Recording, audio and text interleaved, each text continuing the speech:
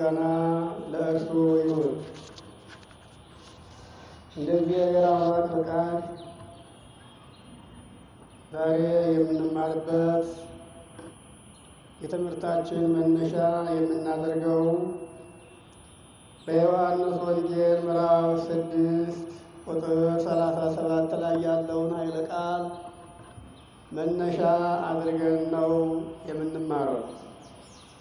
ኃይለ ቃሉ አብ የሚሰጠኝ ሁሉ ወደ እኔ ይመጣል፣ ወደ እኔ የሚመጣውንም ደግሞ እኔም ወደ ውጭ አልጥለውም በሚል ርዕስ ነው የምንማማረው። የቃሉ ባለቤት አምላካችን እግዚአብሔር ክብርና ምስጋና ለእርሱ ይሁን። እንግዲህ የእግዚአብሔር ልጆች የሚያስተምረን እግዚአብሔር መንፈስ ቅዱስ መሆኑን ሳንዘነጋ እኛ ደግሞ ለእግዚአብሔር መገልገያ መሳሪያዎች እንጂ ከሕሊናችን አንቅተን አብልቀን የምንናገረው ጥበብም ሆነ እውቀት የለንም። እግዚአብሔር ግን ከቀድሞ ዘመን ጀምሮ በሰው አድሮ ሰዎችን ይመክራል፣ ያስተምራል፣ ይገስጻል። በነቢያት አድሮ ትንቢትን ተናገረ። በመካከለኛው ዘመን ሰው ሆኖ እንደሚገለጥ፣ በመስቀል ላይ እንደሚውል፣ እንደሚሞት፣ እንደሚነሳ፣ እንደሚያድግ በነቢያት አድሮ ትንቢቱን አናገረ። በነቢያት አድሮ ያናገረው ትንቢት ወደዚህ ዓለም መጣ፣ ሰው ሆኖ ተገለጠ። የተናገረውን ሁሉ በሥራ ተረጎመው። ከዚያም በኋላ በአባቶቻችን በሐዋርያት አድሮ ዓለምን ዙሮ ወንጌልን አስተማረ። ምዕመናንም አመኑ፣ ተጠመቁ። ሁሉም በስሙ የእግዚአብሔር ልጆች ሆኑ። እንግዲህ አሁን እያስተማረ ያለው መንፈስ ቅዱስ ነው። መንፈስ ቅዱስ ወደዚህ ዓለም ከመጣ ጊዜ ጀምሮ እስካሁን ድረስ በዚህ ዓለም ነው ያለው፣ አልተመለሰም። መንፈስ ቅዱስ ወደ ነበረበት የሚመለሰው ይሄ ዓለም ሲያልፍ ብቻ ነው። ደግሞ ይህን ስላችሁ መንፈስ ቅዱስ ቦታውን ለቆ ወልድ በአብ ሪና እንደተቀመጠ ሁሉ መንፈስ ቅዱስም በአብ በስተግራ ጎኑ እንደተቀመጠ ነው። ቦታውን ሳይለቅ ነው ወደዚህ የመጣው። ወልድ ከአባቱ ሳይለይ ወደዚህ ዓለም መጣ፣ ስራውን ፈጸመ። መንፈስ ቅዱስም ከሰረጸበት ከአብ ጎን ሳይለይ አሁን በዚህ ዓለም ላይ አለ። ምን እየሰራ?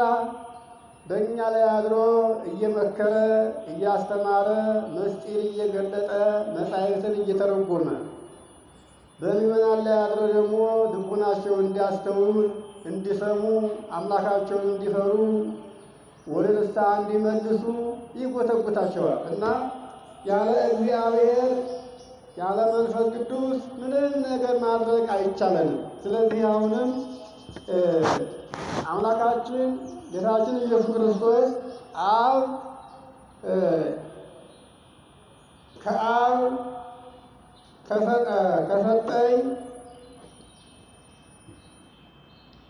አብ የሚሰጠኝ ሁሉ ወደ እኔ ይመጣል፣ ወደ እኔ የሚመጣውንም ሁሉ ደግሞ እኔም ወደ ውጭ አልጥለውም። አያችሁ፣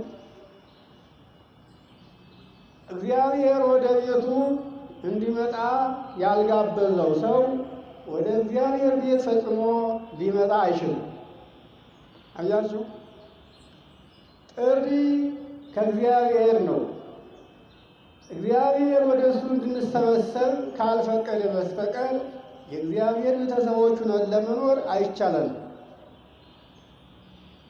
ከቀድሞ ዘመን ጀምሮ አሁንም የምታዩዋቸው ከእግዚአብሔር በረት ወጥተው የእግዚአብሔርን መንጋዎች እንደ ተኩላ የሚያሰረግጉት የምታዩዋቸው ከእግዚአብሔር በረት ያልሆኑ ሰዎች ናቸው። ግን ይህም ስለሆነ እግዚአብሔር ደግሞ ወደ ምሕረቱ እንዲያመጣቸው የእርሱ እንዲያደርጋቸው በፍቅሩ እንዲማርካቸው ልመናና ጸሎት ያስፈልጋል። ክርስቶስ ወደዚህ ዓለም ሲመጣ የመጀመሪያዎቹ ተጠቃሚዎች የበኩር ልጆች እስራኤል ነበሩ። እስራኤል ክርስቶስን አምነው ባለመቀበላቸው ከእስራኤል ውጭ የነበሩትን አሕዛብን ሁሉ ወደ እሱ እንዲመጡ አድርጓቸዋል። ይህ እንግዲህ ምን ስለሆነ ነው? ጥሪው ከእግዚአብሔር አብ ስለሆነ ነው። መቼም ምሳሌውን ታውቃላችሁ። በዚህ ዓለም አንድ ሰው በክብር ካልተጠራ በስተቀር ከማንም ቤት ድግስ አለ ብሎ አይሄድም። ያው እንግዲህ የኔ ቢጤው በመንገድ ላይ ያለ ድሃው ካልሆነ በስተቀር ምንም ድሃ ቢሆን ጎጆ መስርቶ የሚኖር ሰው በክብር ሳይጠራ ሰው ቤት አይሄድም። ያ ባለ ድግሱ ያ ባለ ጸጋው እነከሌን ጥሩልኝ ብሎ ጠሪ ሲልክ ተጠሪዎቹ ይሄዳሉ። ያልተጠራ ሰው አይሄድም። እግዚአብሔርም ለመንግስቱ ያዘጋጃቸውን የመረጣቸውን እንዲሁ ይጠራል።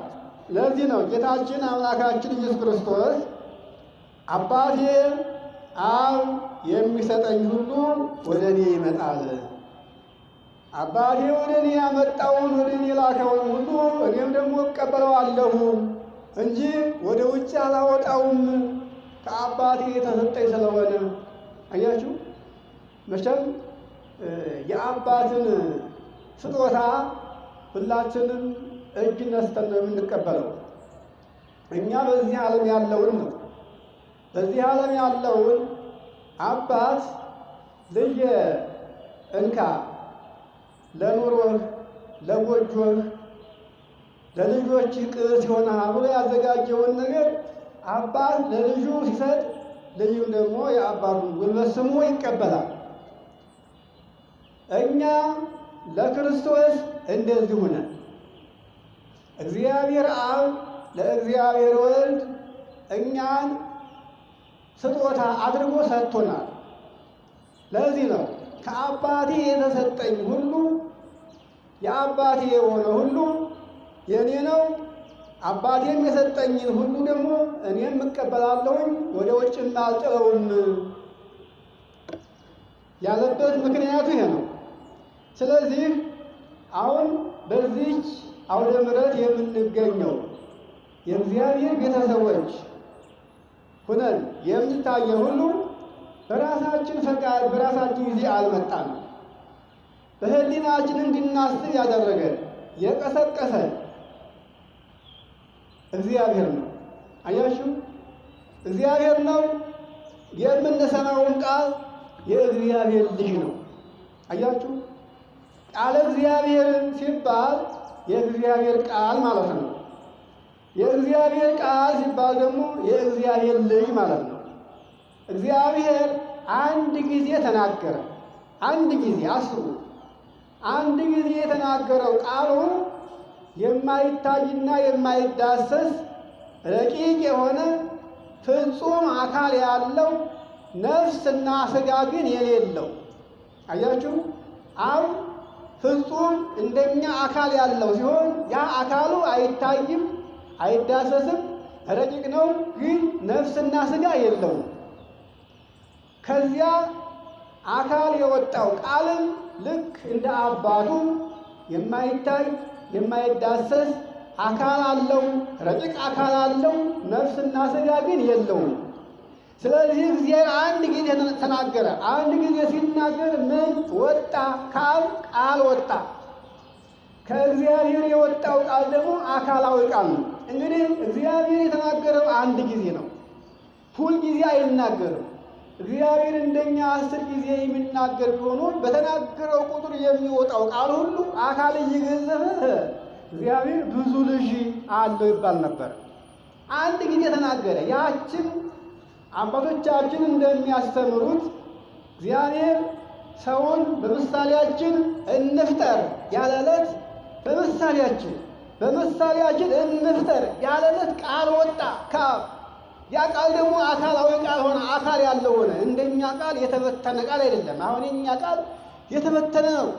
ድምፁ ይሰማል፣ የት እንደገባ ግን አናውቀው። የተናገርናትን ቃል እያንዳንዷን ቃል ግን በወረቀት ላይ ብናሰፍራት መልኳን እናያታለን። አያችሁ፣ እያንዳንዷን ፊደል መልኳን እናያታለን። ግን በወረቀት ላይ ካላሰፈርናት ቃል ወጣ። ከዛ በኋላ ያ ቃል ምን ላይ እንደሰፈረ አናውቀው። የተበተነ ነው ቃላችን። ይኸውላችሁ ነፋስ እንኳ የሚሄድበት ይታወቃል። ቃላችን ከኛ ወጥቶ የት እንደሚል ግን አናውቀው ነው በጽሁፍ ካልሰፈረ በስተቀር። የእግዚአብሔር ቃል ደግሞ እንደዚህ አይደለም። ምንድነው? አካል ያለው ቃል ነው። አካል ያለው ቃል ስለሆነ አንድ ጊዜ ነው የተነፈሰው እግዚአብሔር የተናገረው። እግዚአብሔር ልብ ስለሆነ ለመናገር ለመስራት ያሰውን ሁሉ ያ አንድ ጊዜ የተናገረው ቃሉ ዓለም ከተፈጠረ ጀምሮ እስከ ዓለም ፍጻሜ ድረስ ሲሰራ ይኖራል። ይኸውላችሁ ሲሰራ ይኖራል። እግዚአብሔር እንደ ሰው ሁልጊዜ አይደለም ይሰራል። አንድ ጊዜ በሰራው ስራ ያ ስራ በራሱ ሲታዘዝ ይኖራል። ይገርማችኋል። እና አሁን እኛ ሁላችን ለእግዚአብሔር ቃል የተሰጠን ነን። ሰጪው ማን ነው? አብ ነው። አብ ለማን ሰጠን? ለእግዚአብሔር ቃል ለእግዚአብሔር ወልድ አሳልፎ ሰጠን። እግዚአብሔር ወልድም ተቀበለ። የአባቱ ነበርን፣ ተረከበ። ከተረከበን በኋላ ምን አደረገ? ስለኛ ወንጌልን ብዙ አስተማረ፣ ተአምራትን አሳየ፣ ሕይወቱን በመስቀል ላይ ሰዋ። ሥጋዬን ብሉ ደሜን ጠጡ አለ። ተመልከቱ። አሁን ምን አለ ላይ እንግዲህ ዮሐንስ 6:37 ስታዩት አብ የሚሰጠኝ ሁሉ ወደ እኔ ይመጣል፣ እኔም ደግሞ ከአብ የተሰጠኝ ሁሉ ከቶ ወደ ውጭ አላወጣውም። አያችሁ፣ የአብ የሆነ ሁሉ ከማን ጋር ይኖራል? ለወልድ የተሰጠ ሁሉ ከማን ጋር ይኖራል? ከአብ ከወልድ ከመንፈስ ቅዱስ ጋር ይኖራል። እነሱ አንድ ናቸው። እነሱ አይለያዩ። በአካል ሶስት ናቸው።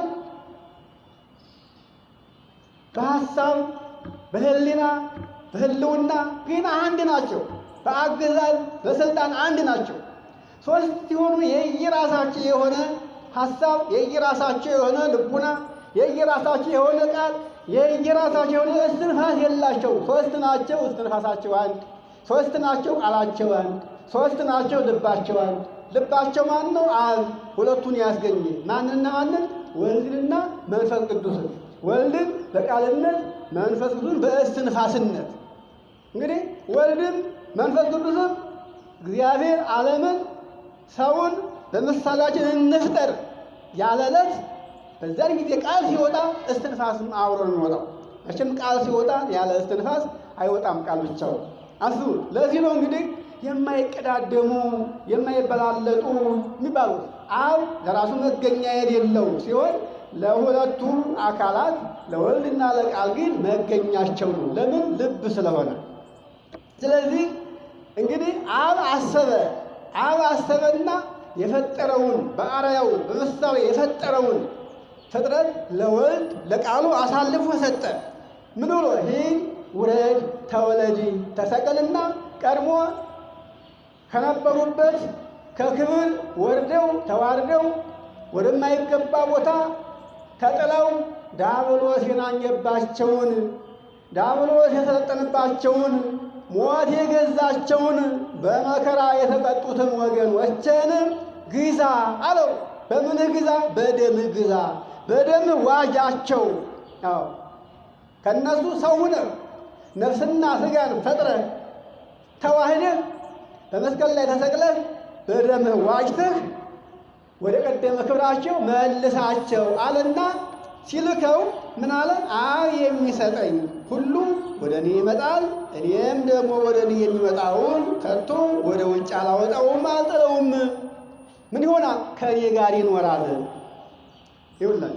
ይህንን ኃይለ ቃል ጌታችን አምላካችን ከዚህ ከዮሐንስ 6 ላይ እንዲሁ የተናገረውን ኃይለ ቃል በዮሐንስ ወንጌል ምዕራፍ 17 ቁጥር ቁጥር 2 ላይ ስንመለከተው ብለን እንዲህ ሲል እናገኘዋለን።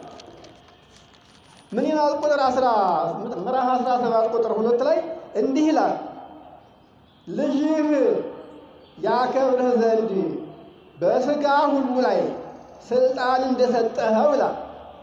አያችሁ፣ ልጁ እንግዲህ እሱ ራሱ ነው። ልጅህ ያከብርህ ዘንድ እንዴት ነው የሚያከብረው? የአባቱን ምርኮ መልሶ ማለት ነው። የእግዚአብሔርን ገንዘብ የሰውን ልጅ ሰይጣን ዲያብሎስ ማርኮት ነበረ ሲባል ደግሞ ዲያብሎስ እግዚአብሔርን ድል አድርጎት አሸንፎት አይደለም። ሰው ስሁትና ደካማ ስለነበረ ሰውን በጥቅም አሳሳተው። ሰው በጥቅም ሲሳሳት እግዚአብሔር አትብላ አትንካ ያለውን ነገር ዲያብሎስ ባልታሰበ ባልተጠረጠረ ቀን ገነት ገብቶ ዕፀ በለስን እንዲበሉ ሲያደርጋቸው ከጸጋቸው ተሰለው ከእግዚአብሔር ፊት ራቁ። እግዚአብሔርም ሕጉን ስላፈረሱበት አሳልፎ ወደ ምድረ ፋይድ ጣላቸው። ያን ጊዜ ዲያብሎስ ተቆራኛቸው። ዲያብሎስ ለዘመናት ለ5500 ዘመን እንደ ገል እየቀጠቀጠ እንደ ሰም እያቀለጠ ሲገዛቸው ኖረ። የራሱን ሐሳብ ሲያስፈጽምባቸው ኖረ። እነዚህን ነው ወደ ቀደመ ክብራቸው ከዲያብሎስ ማርኮ ሊመልስ የተላከ ወልድ ምን አለ? ልጅህ ያከብርህ ዘንድ በሥጋ ሁሉ ላይ ስልጣን ሰጠኸው፣ ለሰጠኸው ሁሉ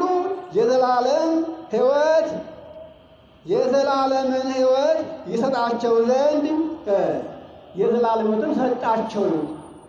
የዘላለም ሕይወትን ዳግም ወደ መከራ የማይመለሱበትን ዲያብሎስ ሊቆራኛቸው ሊገዛቸው የማይችለውን ነገር እንዳያገኙት አደረኳቸው። በዚህ ልጅ አከበርህ። ያንተ ገንዘቦች አንተን አወቁህ፣ ወደ አንተ ተመለሱ፣ ስምህን አመኑ። እኔም ከአንተ እንደተላኩኝ የአንተ ልጅ እንደሆንኩኝ አወቁኝ፣ አመኑኝ፣ ቃልህን ተቀበሉኝ። ስለዚህ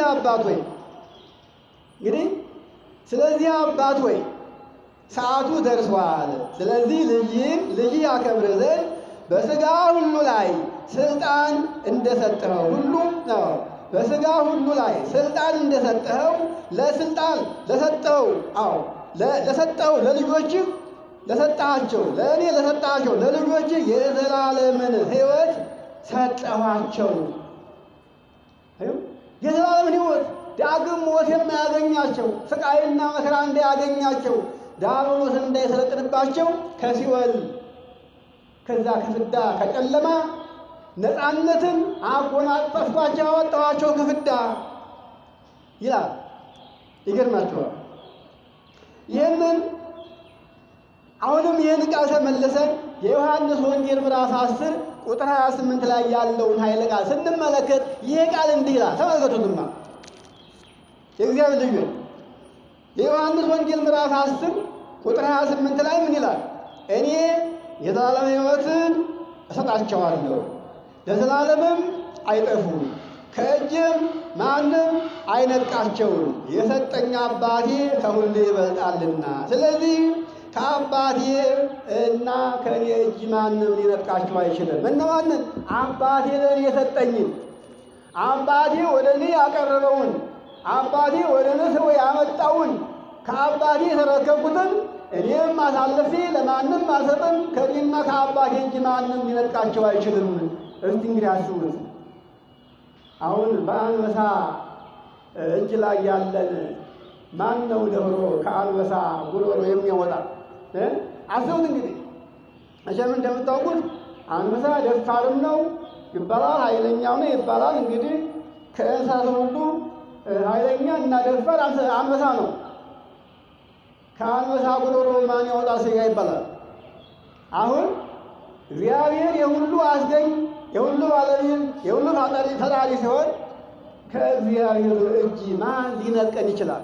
እኛ በራሳችን እንበር ብለን ከእግዚአብሔር እጅ ላይ ካልወረድን በስተቀር ከእግዚአብሔር እጅ ነጥቆ ይፈትነን እኮ የለም። ሆነችው አሁን ዓለም በራሱ ጊዜ በራሱ ፈቃድ ከእግዚአብሔር እጅ ወጥቶ ነው እንዲህ መከራ ፍዳ እየበላ ያለው።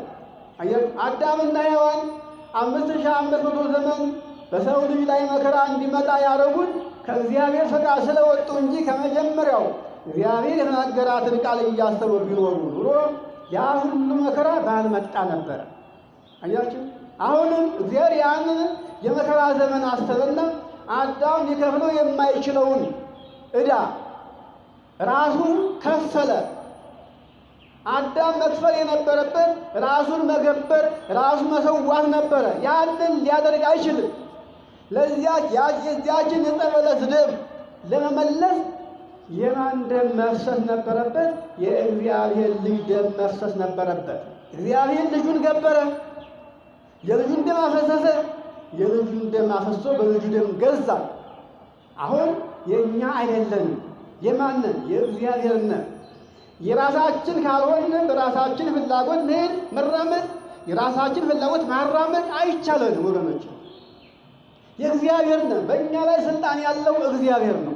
በእኛ ላይ የሚያዘው እግዚአብሔር ነው። ጥንቱንም ቢሆን ፍጥረት የእግዚአብሔር ነውና በራሱ ስልጣን የለውም። እኛ ሰዎች አዋቂ ስለሆን ሥጋውን ስለለበስን በራሳችን ፍላጎት ጥንቱንም በራሳችን ፍላጎት ሂደው በራሳቸው ፍላጎት ሂደው እንደወደቁት እኛም በራሳችን ፍላጎት እየሄድን ወደ መከራ እንወድቃለን እንጂ በራሳችን ፍላጎት መሄድ ካልፈለግን አሁን የሚሄድልንም የእግዚአብሔር ነን። በልጁ ደም ዋጅቶናል፣ ገዝቶናል። በየመስሪያ ቤቱ ተቀጥረን እንሰራለን። በየመንግስት መስሪያ ቤቱ፣ በየግል ድርጅቱ፣ በየሰው ቤት ተገዝተን እንሰራለን። የምንሰራው በምን ተገዝተን ነው? በገንዘብ ተገዝተን ነው። ስለዚህ የኛ አይደለንም። የሚያዝብን ማን ነው? ያ የቀጠረን ነው። አትንቀሳቀስም፣ አትሄድም። ከዚህ ስራ ወጥተህ አትሄድም። ስራውን ከጠላኸው በስተቀር ስራውን ጠልተው ካልሆነ በስተቀር አልሰግድም ካለ ስራውን የምንፈልግ ከሆነ አንንቀሳቀስም።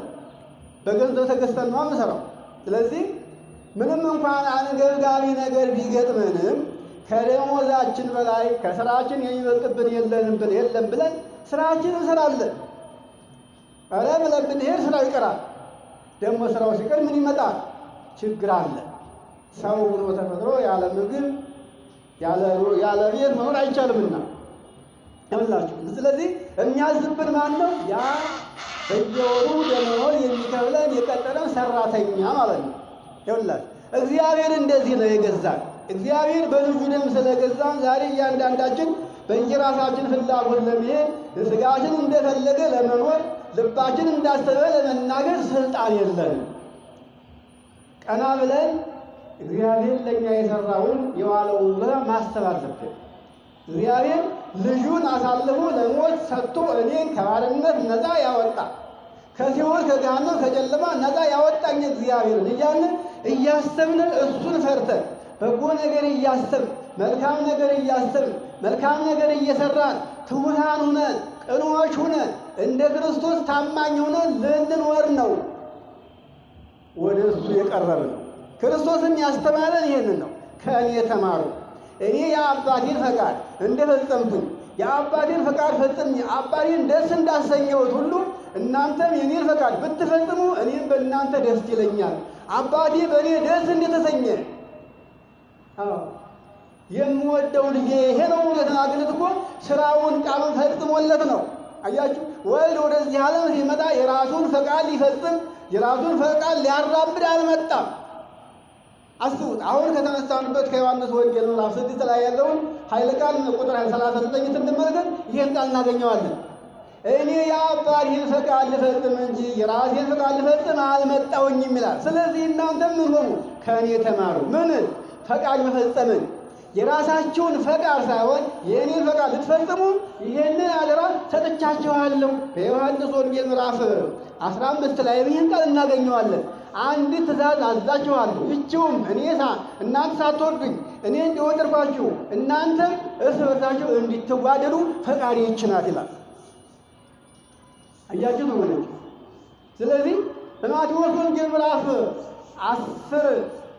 11 ቁጥር 29 ላይ ስንመለከትም ከእኔ ተማሩ ከሱ የምንማረው ምንድን ነው? ትህትናን ነው፣ ፍቅርን ነው፣ የዋህነትን ነው። አያችሁ፣ የዋህነትን ነው። የእግዚአብሔርን ፈቃድ እንድንፈጽም ነው። እግዚአብሔር እኛ ምንም ነገር በጎ ነገር ሳናደርግልን እንደ ፈቃዱ ሳንኖር ሁሉን ነገር አሟልቶ እያደረገልን ከዚያም በላይ ደግሞ ልጁን መስዋዕት አድርጎ የልጅን ሥጋ ብሉ ጠጡ ብሎ የሰጠን ማን ነው? እግዚአብሔር አብ እኮ ነው። ሂድ ውረድ ተወለድ ሙት ተሰቀል ሥጋውን ደምን ስጥ ብሎ ላከው። መጣ፣ ስራውን ሰራ፣ የአባቱ ፈቃድ ፈጸመ። ሥጋዬን ብሉ ደሜን ጠጡ አለ። በሥጋው በደም ዋጀ። ስለዚህ የአባቱን ፈቃድ እንደፈጸመ ሁሉ እኛም ደግሞ የማን ፈቃድ እንፈጽማለን? የአብን የወልድን የመንፈስ ቅዱስን ፈቃድ ልንፈጽም ይገባል። አያችሁ፣ አብን በሃይማኖት በእምነት አጥንተን ልንይዘው ይገባል። ወልድን በተስፋ አጥንተን ልንይዘው ይገባል። መንፈስ ቅዱስን በፍቅር ፍቅር መንፈስ ቅዱስ ነው። እግዚአብሔር ፍቅር ነው ብሎ ዮሐንስ ወንጌላዊ የተናገረው አንደኛ መልእክቱ ምዕራፍ 4 ያለውን ኃይል ስንመለከት አንተም ወይ እግዚአብሔርን አውቀዋለሁ እወደዋለሁ ትላለህ፣ ግን በዓይኔ የምታየውን ወንድምህን ግን አትወድም።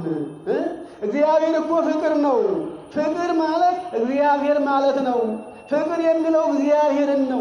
እንግዲህ አንተ ለወንድምህ ፍቅር ከሌለ እግዚአብሔርን በምን ታውቀዋለህ ይላል። እግዚአብሔርን ማወቅ የሚጀምረው መጀመሪያ እኛ እርስ በርሳችን መፈቃቀርና መተሳሰብ ነው። በምንችለው ነገር መደጋገፍ ነው። ወንድሞች መከባበር ነው ያለብን። ግን ይገርማቸዋል፣ ይህን ቃል የምናስተምረው ሰዎች ራሳችን ፍቅር የለንም፣ ትሕትናም የለንም፣ መከባበርም የለም። መተቻቸት መናናቅ ነው፣ ጥላቻ ነው፣ መገፋፈር ነው። ይሄ ያሳዝናል። ቃሉ ግን አለ። ታዲያ የቃሉ ባለቤት አሳላፊው አስተናጋጁ ሳይጠቀምበት ይህን ቃል ለማና እንኩ ብሎ ቢሰጥ ምን ያሉ ቃሉን ቢወዱትም ቢሰሙትም ከሰውየው ምን ይፈልጋሉ? ግብር ይፈልጋሉ። ቃሉን ከመናገሩ አስቀድሞ ከተናገረም በኋላ ቢሆን የተናገረውን ቃል በግብር መተርጎም አለበት። አያችሁ፣ ሰው ከሰው ይማራል ሲባል በቃል ብቻ ሳይሆን በግብር ነው። አስተማሪያችሁ የማይገባ ስራ ሲሰራ ብታዩት እናንተም እኮ አትታረሙም። አስተማሪያችሁ መልካም ስራ ሲሰራ ብታዩት ትሕትናውን አይታችሁ ዝቅ ብሎ ሲያገለግል ብታዩት እናንተም ደግሞ ዝቅ ብላችሁ እንደሱ ልታገለግሉ ለመታዘዝ ፈቃደኛ ትሆናላችሁ። አሁን ይሄን ያጣ ነው። ቃሉን አስተምሮ በሥራ የሚተረጉምልን ሰው አላገኘንም። ግን ሰው ገደል ገባ ተብሎ ገደል አይገባም። ሰው ታንቆ ሞተ ተብሎ ታንቆ ሞት አይገባም። ሰው ውሃ ገብቶ ሞተ ተብሎ እኔም ውሃ ገብቼ ልሙት አይባልም። ያ ሰው ታንቆም ሲሞት ገደልም ሲገባ ውሃም ሲወስደው መማሪያ ነው የሚሆነው። ይሄ እንደዛ ነው። ሰው አጠፋ ተብሎ እኔም እንደሱ ልሁን አይባልም። ሰው ሲያጠፋ ከዚያ ሰው ጥፋት ምን ያስፈልጋል? መማሪያ ያስፈልጋል። ወገኖች ይህንን እንድናውቅ ያስፈልጋል። እና ይህን ያለበት አሁን ዮሐንስ 10 ቁጥር 28 ላይ እኔም ይላል የዘላለም ሕይወትን እሰጣቸዋለሁ፣ ለዘላለምም አይጠፉም፣ ከእጄም ማንም አይነጥቃቸውም፣ የሰጠኝ አባቴ ከሁሉ ይበልጣልና። እንግዲህ ከአባቴና ከእኔ እጅ ማንም ሊነጥቃቸው አይችልም። እነማን ናቸው እኒህ ሰዎች? እኛ እኮ ነው ወገኖች። በእውነተኛ ለእግዚአብሔር ልጆቹ ሆነን ብንገኝ፣ እውነተኛ ክርስቲያኖች ሆነን ብንገኝ፣ በስም ሳይሆን በተግባር ማለት ነው። በስም ክርስቲያን ብዙ ነው፣ በተግባር ግን ቢመረመር እንጃ። ይህን የሚያውቀው እግዚአብሔር ነው። ምክንያቱም ክርስቲያን ነኝ እያለ በክርስቲያን ስም እየተጠራ የሚሰራው ስራ ግን የሚያሳዝን ስለሆነ፣ ስለዚህ እንግዲህ እኛ ሁላችን የማንን ልጆች? የእግዚአብሔር ልጆች ነን። ከእግዚአብሔር የሚነጥቀን ማንም የለም። ይሄ ደግሞ ሊሆን የሚችለው ክርስቲያን ስለሆንን አይደለም። አያችሁ፣ ክርስቲያን ስለሆንም አይደለም፣ ስላመንም ብቻም አይደለም፣ በግብራችንም በእምነታችንም ፍጹማን ስንሆን ነው። በፍቅርም ፍጹም ስንሆን ነው። ባልንጀራችንን ወንድማችንን ስንል ሰው ሆኖ የተፈጠረውን ሁሉ ልንወደው ያስፈልጋል። ሰው በራሱ ጊዜ እግዚአብሔርን ካሳዘነ ከበደለ እግዚአብሔር የሰራውን ይሰጠዋል እንጂ የሚቻል ከሆነ ቢቻል መምከር፣ ማስተማር፣ መገሰጽ አስፈላጊ ነው። ይሄ ነው የሚፈለገው። ከዚያ ውጭ ግን ሰው እንደፈለኩኝ እሄዳለሁ ካለ ነፃነቱን የሰጠው እግዚአብሔር ነው። የሰውን ነፃነት መጋፋት አያስፈልግም። እግዚአብሔር ሁለት ነገር ሰጥቼሃለሁ፣ እሳትና ውሃ አቅርቤልሃለሁ፣ እጅህን ወደ ፈለግከው ላክ ይጠቅመኛል ወደምትለው። እኔ ግን ይሄኛው ክፉ ነው ይጎዳሃል፣ ይሄኛው መልካም ነው ይጠቅምሃል፣ በዚህ መንገድ ብትሄድ ይቻላል ብዬ እነግርሃለሁ። ምርጫውን ያንተ ሆኖ ምርጫ ነፃነትን ሰጥቷል እግዚአብሔር። እግዚአብሔር ነፃነትን የሰጠው ሰው መጋፋት አስፈላጊ ነው። እውቀትም አይደለም ጥበብም አይደለም። መምከርና ማስተማር እንደ ወንድም እንደ ባልንጀራ ደግሞ አስፈላጊ ነው። አልመለስም ላለ ሰው ደግሞ የግድ መጋፋት በጦርነትም በትግልም አይሆንም። አያችሁ፣ እግዚአብሔር ዝም ያለውን ሰው ራሱ በመከራ ገርፎ እስከሚመልሰው ድረስ ዝም ብሎ ማየት ነው እንጂ አግባብ ያልሆነ ቃለ ምልልስ እግዚአብሔርን ደስ አያሰኘውም። እግዚአብሔርን ደስ የሚያሰኘው ነገር ቢሆን እኛ በራሳችን እውነቱን ነገር አውቀን ለራሳችን ለእግዚአብሔር ልጆችና ተገዦች ሁነን መኖር አንዱ።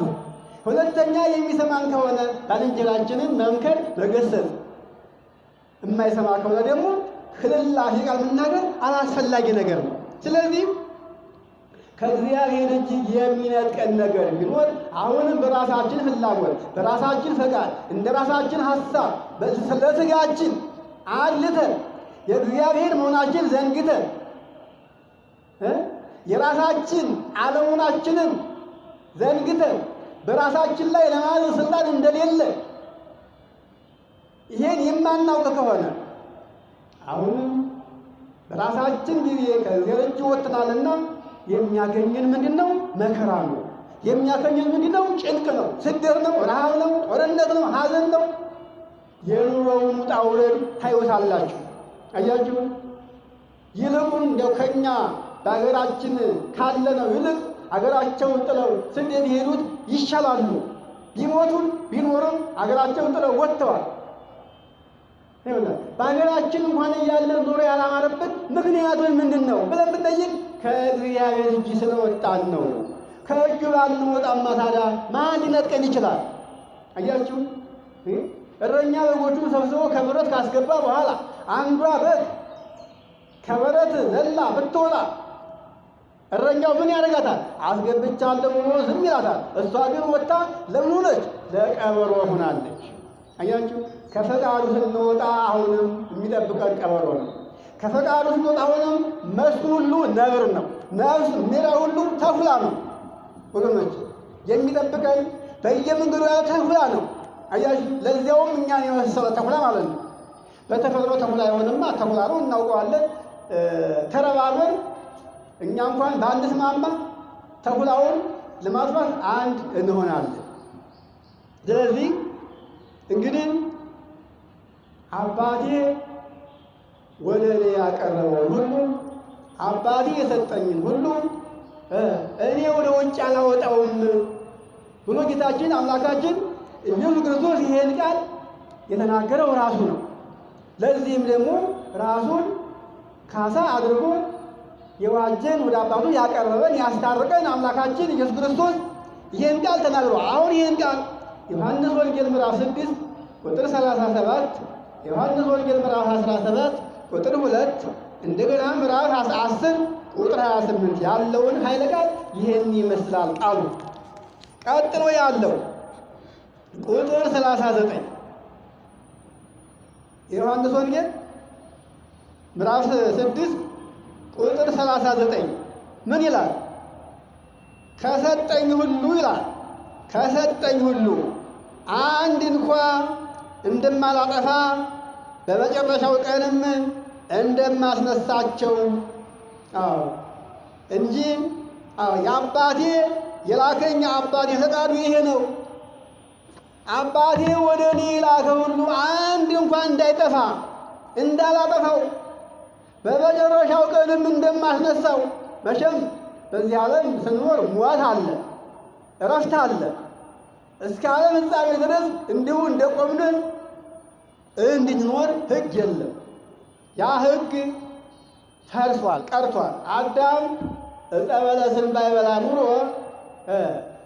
1000 ዘመን ሲሞላው ዕፀ ሕይወትን በልቶ እየታደሰ ይኖር እንደነበረ ነው መጽሐፉ የሚናገረው። ያንን አዳም አስቀረው። 1000 ዘመን ኑሮ ሳይሞት እየታደሰ እንዲኖር የሚለውን ነገር አስቀረው። በዚያ ምክንያት ሞት መጣ። አሁን ሰው ምንም ይኑር ምንም ሞት አይቀርም፣ እረፍት አለ። የእግዚአብሔር ልጆች ሆነን እሱን እያመሰገንን በሕጉ ጸንተን በቃሉ ኑረን እያመሰገንን እሱን ብንኖርም እረፍት አለ። ያ ሞት ሳይሆን እረፍት ነው። የእኛ ሞታችን ከዚህ ዓለም ከተለየም በኋላ ነፍሳችን መከራ ያገኛት እንደሆነ ነው። ዲያብሎስ እንደተቆራኛት ሲኦል የገባች እንደሆነ የእኛ ያ ሞታችን የዛን ጊዜ ነው እና ምን አለ? አባቴ ከሰጠኝ ሁሉ አንድ እንኳን እንዳላጠፋ በመጨረሻው ግን እንደማስነሳው የአባቴ ፈቃዱ ይሄ ነው። ወደ እኔ የመጣውን ሁሉ እንዳላጠፋ እንዳይጠፋብኝ እንዳይጠፋ ከሞተም በኋላ በትንሣኤ ዘጉባኤ ጊዜ እንደማስነሳው አባቴን ሰጥቶኛል። ይሄን ደግሞ አድርጌአለሁኝ። እንደማስነሳም ይኸው ውቼ ተደስቼ አሳይቻለሁኝ። ለትንሣኤያችሁ በኩሮኛችኋለሁኝ። የአባቴ ፈቃድ ይሄ ነውና ይላል። አያችሁ፣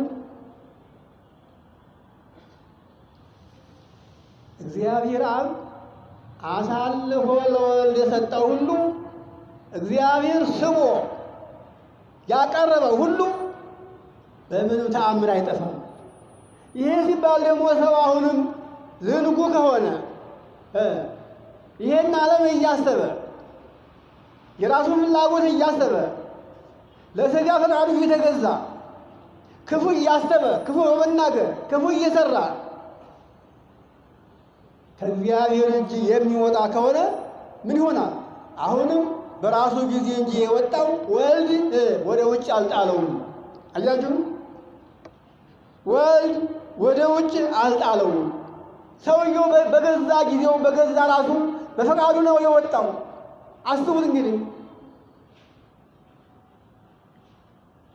አስቡት። አባቴ ከሰጠኝ ሁሉ አንዲት እንኳን አላጠፋም አይጠፋም። ይኸውላችሁ ይሄንንም ኃይለ ቃል አሁን የዮሐንስ ወንጌል ምዕራፍ 17 ቁጥር 12 ላይ ያለውን ስንመለከት እዚያው ላይ ይህን ቃል እናገኘዋለን። ይገርማችሁ ምን ይላል? አባቴ ሆይ ይላል።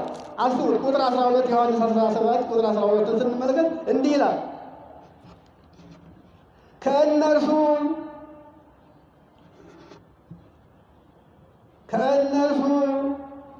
ከእነርሱ ጋር በዓለም ሳለሁ። አያችሁ፣ እነርሱ እነማን ናቸው? እኛ ነን። ከእነርሱ ጋር በዓለም ሳለሁ የሰጠኸኝን በስምህ ጠበቅኳቸው። በስምህ አያችሁ፣ በስምህ እንግዲህ የአብን ስሙን እንድናውቅ የልጁን ስም እንድናውቅ የመንፈስ ቅዱስ ስም እንድናውቅ ይህን ያስተማረ ማን ነው? የመሰከረ ማን ነው? ስለ አብ ስለ ወልድ ስለ መንፈስ ቅዱስ ወልድ ወደዚህ ዓለም መጥቶ እስኪመሰክር ድረስ ማንም አልተረዳም ነበር። የዮሐንስ ወንጌል ምዕራፍ 1 ሙሉውን ተመልከቱትማ። ይሄን የመሰከረ ዮሐንስ ነው። ማን ነው? ጌታችን አምላካችን ኢየሱስ ክርስቶስ ነው። ወገኖች እግዚአብሔርን ማንም አንድም ያየው የለም አይታይምና፣ ግን ከእርሱ ጋር የነበረ ልጁ ገለጠው እንጂ ብሎ ዮሐንስ ጽፎታል። እና ምን አለ እዚህ ላይ ቁጥር 12 ላይ ከእነርሱ ጋር በዚህ ዓለም ሳለሁ አለ የሰጠኸኝን ወደ እኔ ስለ ያቀረብካቸውን እነዚህን በስምህም ጠበቅኳቸው። መጽሐፉ እንደተናገረ ከጥፋት ልጅ በስተቀር የጠፋ የለም። አያችሁ፣ ከጥፋት ልጅ በስተቀር የጥፋት ልጅ ማን ነው? እግዚአብሔር ስሙ ካቀረበው በኋላ በራሱ ፍላጎት የሚሄድ ማለት ነው። አንዱ የመጀመሪያውን የጥፋት ልጅ ይሁዳ ነው። ከሐዋርያት ጋር ሐዋርያ ሆኖ በመጨረሻ ቀኗ ስትደርስ ለ30 ብር ብሎ መምህሩን ሽጦ መስቀል ላይ እንዲውል ያደረገው ይሁዳ ነው። አልተመለሰም፣ እንደወጣ ቀረ። አሁንም የሰጠኸኝን እስካሁን ድረስ በስም ጠብቄያቸዋለሁ፣ በመጽሐፉ እንደተጻፈ ከጥፋት ልጅ በስተቀር የጠፋ የለም። አያችሁት? አሁን የጥፋት ልጅ በዝቷል ወገኖች፣ የጥፋት ልጅ በስተናል። እግዚአብሔርን እያወቅነው እንደ እግዚአብሔርነቱ አልፈለግነውም፣ አላሰብነውም፣ አላከበርነውም። እንደ እግዚአብሔርነቱም አላወቅነውም። እግዚአብሔርን እያወቅነው እንደ እግዚአብሔርነቱ ስላላከበርነው እግዚአብሔር ምን አደረገ? አሳልፎ ለመከራ ሰጠ። አያችሁ? አሳልፎ አይምሮአችን እንዳያስብ አደረገ። ክፉና በጎን ለይተን እንዳናውቅ አደረገ። ኃላፊ ነገር እንድንወድ አደረገ። ከንቱውን ነገር፣ ገንዘብን፣ ስልጣንን፣ መከበርን እንድንወድ አደረገ። ዛሬ ሁላችን ለክብር፣ ለገንዘብ፣ ለስልጣን ያለውን ግብግብ ታዩታላችሁ። አሁን ታዲያ ምን አትጋፋል? ይኸውላችሁ አሁን እኮ ስልጣን፣ ክብር፣ ገንዘብ እኮ ነው እያባላን ያለው ምን ስለሆን? የጥፋት ልጆች ስለሆን። የጥፋት ልጅ ጥፉ የጠፋ ይዞ የሚጠፋ ዲያብሎስ ነው። በዚህ ዓለም ያለውን ከንቱ ነገር የሚያስወድድ ለዘላለም ጠፍቶ የሚቀር የማይመለስ ስርየተ ንስሐ የማይስማማው ዲያብሎስ ነው። የዲያብሎስን ስራ ገንዘብ አድርገን ወደን በማይጠቅም ነገር እየተጋደልን እየተብላላን ያለነው ምን ስለሆነ ብትሉ የጥፋት ነው ይሁን ነው። ከጥፋት ልጅ በስተቀር የጠፋ የለም። ይህን ዓለም ያልወደደ ቃሌን የሰማ ቃሌን የጠበቀ በአንተ ስም ጸንቶ ያለ አንተን የተረዳ ነው። አንተን ያመነ አንተን የተረዳ አንተን ጆሮውን ለአንተ የሰጠ ሁሉ አንተ የላከውን አሁን የተቀበለ ሁሉ ይህን ዓለም አይወድም። በመጠን በልክ ይኖራል። የሰውን ገንዘብ ሳይፈልግ፣ በሰው ላይ ክፉ ነገር ሳያሴር፣ ክፉ ነገር ሳይሰራ፣ በልቡ ክፉ ነገር ሳያስብ፣ ሰውነቱን ሳያሳድግ፣ ልቡናውን ሳያጎድል ጸንቶ ይኖራል። የሚሰማ አሁን ስንቶቻችን ነን ይሆን ከቶ በእውነት እግዚአብሔር ለኛ የዋለውን ውለታ እያሰብን እሱን አፍረን እሱን ፈርተን ሕጉን ጠብቀን ለቃሉ ተገዦች ሁነን ባልንጀራችን ወደን ክፉ ሳናስብ ክፉ ሳንሰራ ከሐሜት ከቅናት ከምቀኝነት ከተንኮል ርቀን ያለን ስንቶቻችን እንሆን ወገኖች? መስተካከሉ ብዙ ነው። የገዛ ጓደኛችን ነው ጠፎ የሚጥለን ይገርማል። የገዛ ባልንጀራችን የገዛ ወንድማችን አያችሁ፣ ከአስራችን አንደኛችን ስግብግብ ከሆነ 9 ሁሉ እንነደዋለን። ከ10 ቤተሰብ አንዱ ቤተሰብ ስግብግብ ከሆነ 9 ሁሉ ይነደዋል። ይገርማችኋል። ይኸውላችሁ እና ምን አለ? ከእነርሱ ጋር በዓለም ሳለሁ የሰጠኸኝን እነዚህን በስምህ ጠበቅኳቸው፣ ከጥፋት ልጅ በስተቀር ከእነርሱ የጠፋ የለም።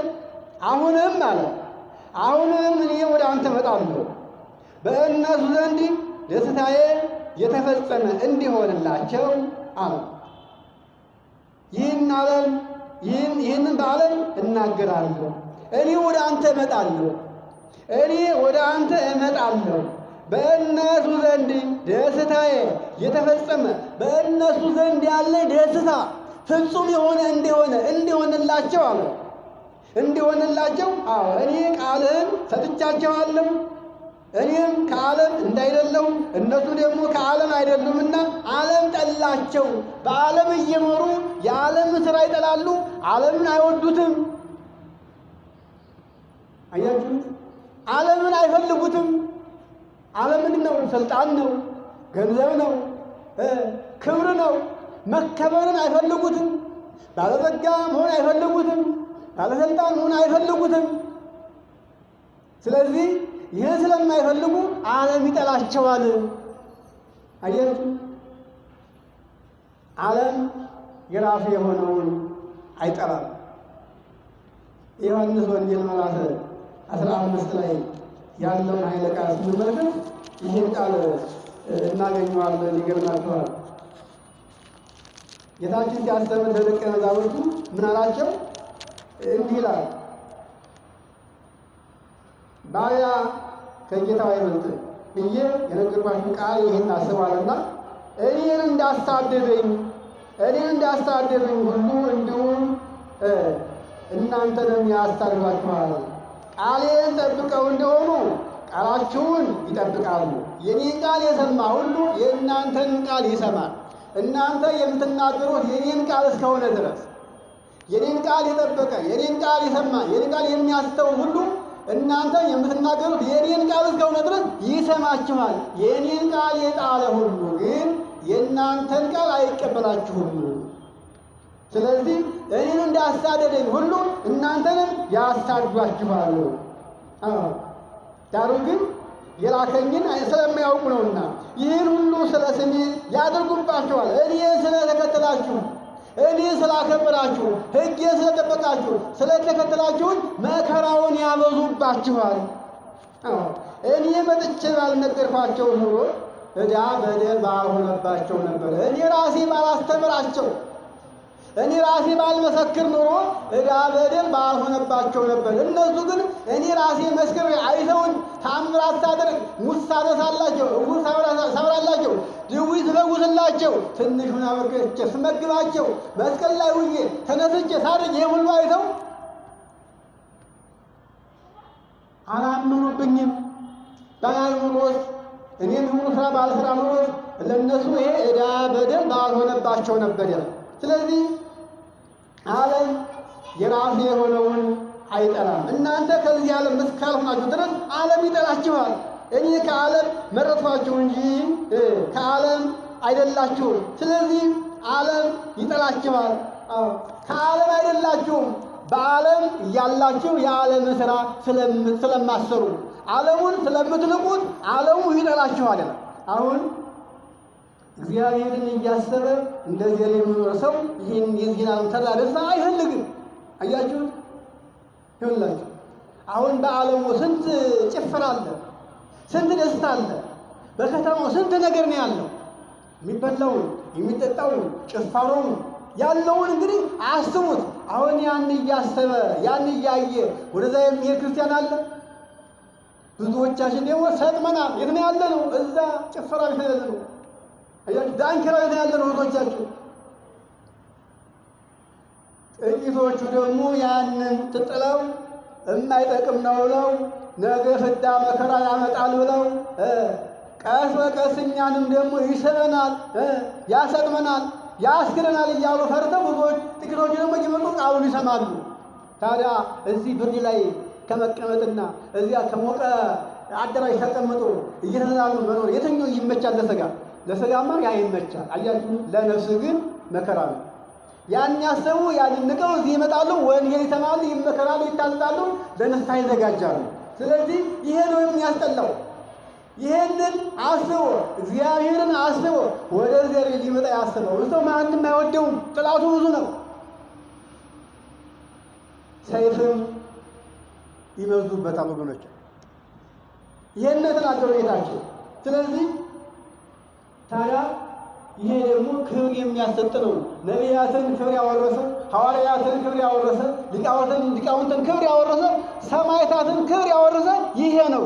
ዓለምን ጠልተው በዓለም እያሉ ዓለም ሳይገዛቸው ዓለምን ጠልተው ዓለሙን ንቀው እውነቱን መስክረው ስለተገኙ እግዚአብሔርም የማያልፍ ሕይወትን አዘጋጀላቸው። በምድርም በሰማይም፣ በሰማይ ነፍሳቸው፣ በምድር ስማቸው። አስቡ፣ በሰማይ ነፍሳቸውን ጸድቃለች፣ በምድርም ደግሞ ነፍሳችን ስማቸው ነግሷል።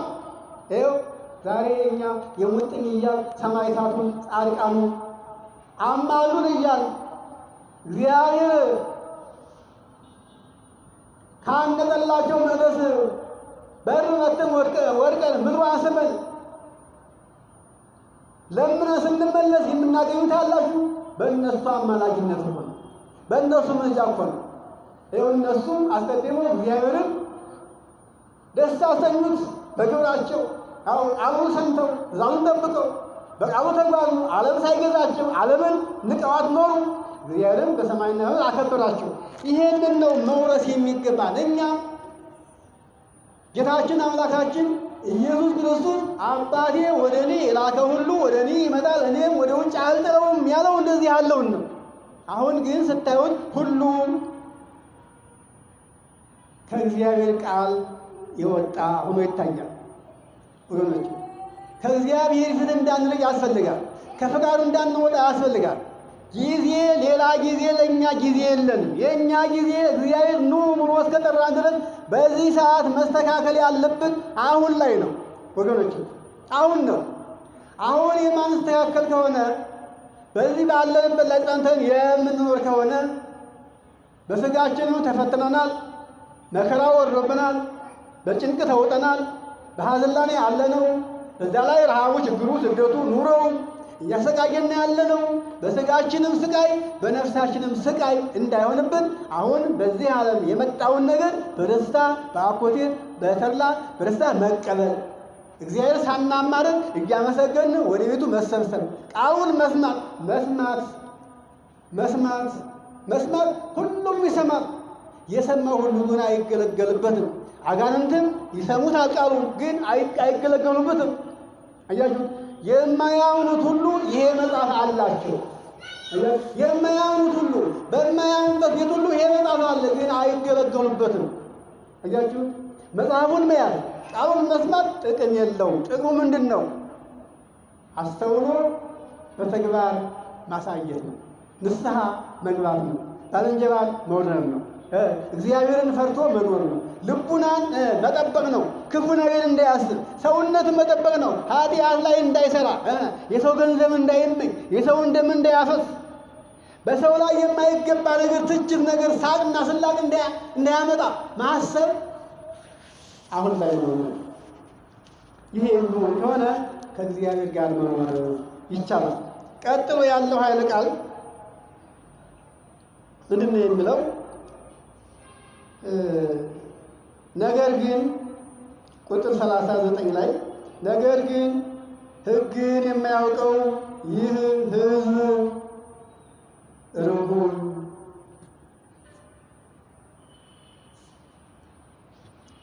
ይቅርታ፣ ቁጥር 6 ላይ ነው። ቁጥር 40 ላይ ያለው ልጅንም አይቶ በእርሱ የሚያምን ሁሉ የዘላለም ሕይወትን እንዲያገኝ የአባቴ ፈቃድ ይሄ ነው። አያችሁ፣ የዮሐንስ ወንጌል ምዕራፍ 6 ቁጥር 40 ላይ ልጁን አይቶ በእርሱ የሚያምን ሁሉ የዘላለምን ሕይወት እንዲያገኝ የአባቴ ፈቃዱ ይሄ ነው፣ እኔም በመጨረሻዋ ሰዓት አስነሳዋለሁ።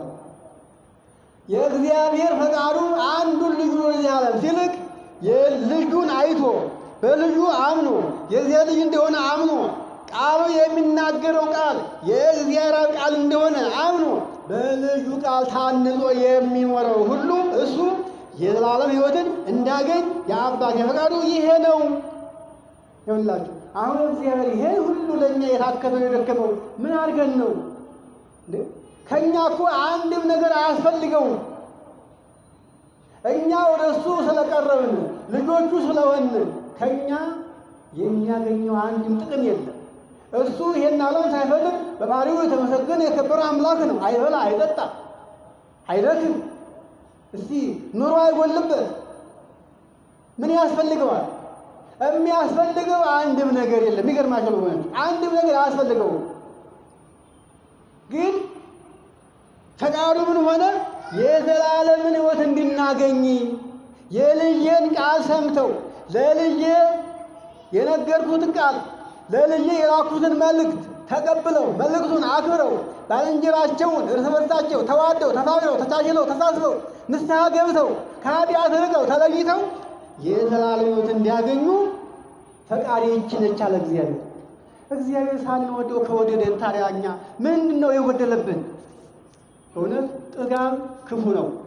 አሁን እግዚአብሔር ሁሉን ነገር አመቻችቶ አባቶቻችን ስለኛ ደከሙ። እነሱ ሊያዩ ሊጠቀሙ ፈልገው ደከሙ። ግን ደክመው ምንም ሳያገኙ ሄዱ። በዓይናቸው ሳያዩ በእጃቸው ሳይዳሰሱ ሳይቀምሱት ሄዱ። ያ ሁሉ ድካም ተደንጎበት ለማን ሆነ? ለእኛ። እኛ ደግሞ ጥጋቡ አልቻለን አለ፣ ፈነቀለን። ወደ የት ሄድን? ወደ ኃጢአት፣ ወደ ዝርፊያ፣ ወደ ቅሚያ፣ ወደ ግድያ፣ ወደ ንትርክ፣ ወደ ዘረኝነት ገባን። ይኸውላችሁ አሁን ይሄንን ይዘን ይሄንን ስራ እየሰራን ከእግዚአብሔር ጋር እንኖር ብንል ያኖረናል እንዴ? አያኖረንም። ይሄው እያየነው ነው። ታያላችሁ። እንግዲህ ለእናንተ አዲስ ነገር አይነገራችሁም። በዓለም ላይ እየሆነ ያለውን እናንተ ተናገሩ ብትባሉ ለእናንተ ቢሰጥ መልካም ነው። ምክንያቱም እናንተ ይህንን የዓለሙን ጉዳይ ዛሬ በዓለም ላይ እየሆነ ያለውን ነገር እናንተ ብትናገሩት ያምራል። እውነት ለመናገር ይህ ሁሉ የሆነው ሰው ከእግዚአብሔር ፈቃድ ስለወጣ ነው እና ከፈቃዱ እንዳንወጣ ያስፈልገናል። ቃሉን ሰምተን መሄድ ብቻ ሳይሆን ለቃሉ ተገዥ ሆነን የሰማነውን ቃል በሥራ እንተርጉመው። እርስ በርሳችን ፍቅር ይኖረን፣ እንተሳሰብ።